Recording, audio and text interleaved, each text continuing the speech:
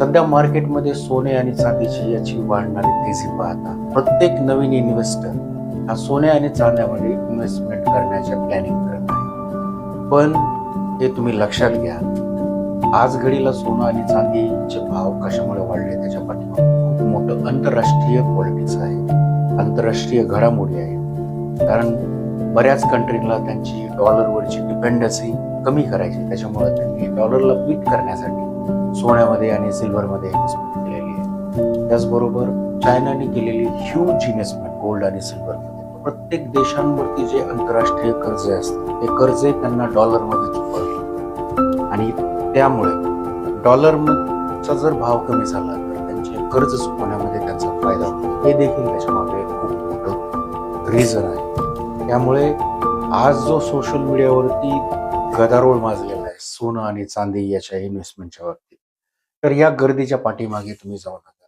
खूप मोठ्या फिलॉसॉफरने सांगितलेलं आहे, जर तुम्ही गर्दीच्या पाठीमागे लागलात तर तुम्हाला जे शेवटी मिळतं ते म्हणजे एक्झिट डोअर असतं. म्हणजे तुम्ही आज सोनं आणि चांदी हे पीक वरती आहे आणि या पीक वरती जर तुम्ही इन्व्हेस्टमेंट केलं तर तुम्हाला भविष्यात फायदा होईलच याची शाश्वती नाही. तर कोणताही स्मार्ट इन्व्हेस्टर हा तेजीमध्ये कधीच इन्व्हेस्टमेंट करत नाही. त्याच्यामुळं वेट करा. कारण सोने आणि चांदीचा फायदा फक्त त्या इन्व्हेस्टरला झालेला आहे, जे पाठीमागे 5-10 वर्षापासून इन्व्हेस्ट होते. तुम्ही आता जर इन्व्हेस्ट करताय, म्हणजे तुम्ही धावत्या गाडीमध्ये चढण्याचा प्रयत्न करताय. याच्यामध्ये मॅक्सिमम चान्सेस हे तुमचे खाली पडण्याचेच आहे. त्यामुळे थिंक स्मार्ट, विचार करा, माहिती घ्या आणि नंतरच इन्व्हेस्टमेंट प्लॅन करा. अधिक माहितीसाठी आम्हाला संपर्क करा.